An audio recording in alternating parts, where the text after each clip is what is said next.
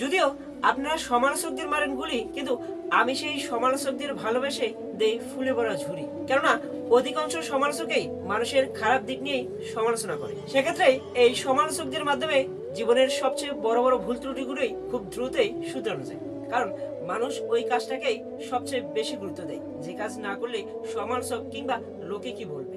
ফলে জীবনের সবচেয়ে বড় বড় ভুল ত্রুটিগুলোই অতি দ্রুতই শুধরানো যায়। অনেক ক্ষেত্রেই আত্মপঞ্চ ইন্দ্রই যা ভালো মনে করেন, যা পর্যালোচনা করলেই তা আসলেই ভালো না, এবং সেটা সে পরেও ঠিকই অনুধাবন করতে পারে, কিন্তু সমালোচকদের মাধ্যমে সেটা সাথে সাথেই শুধরানো যায়।